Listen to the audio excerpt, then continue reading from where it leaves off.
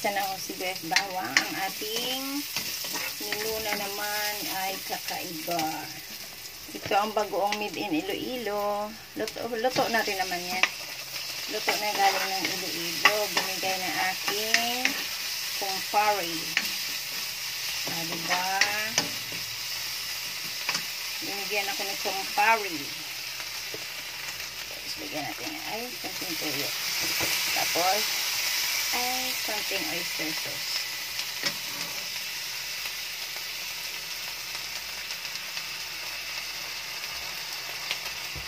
Bango ng bagoong. Ang bango ni bagoong.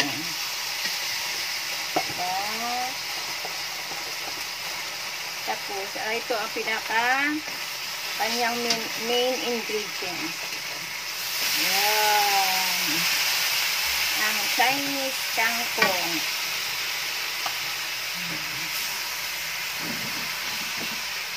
Ang Chinese na kangkong.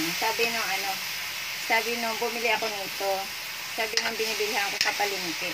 Ang kilig-kilig mo, sabi niya, sa mga sa mga tawag nun, sa mga Chinese na mga sinabili ako, Chinese pichay, tapos yung mga Korean na mga kung ano-ano mga dahon-dahon. Yan. Binibili ako nun. Sabi ko, wala lang, treat ko lang.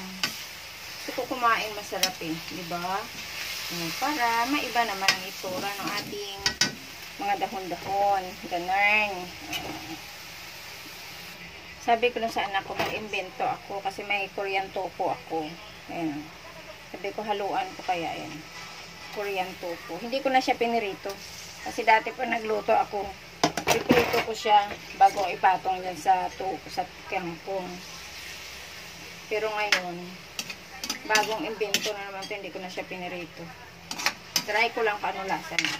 Kasi itong kangkong ko may bagoong galing ng probinsya. Kaya sabi ko, try ko naman siya kung ano lasa. Nilagyan ko na yun ng konting suka. Bilis na naman maluto yan. Diba? Okay, another laman ng tiyan, mga palangga. Good morning and happy blessed Friday, everyone. Bye! Love you all!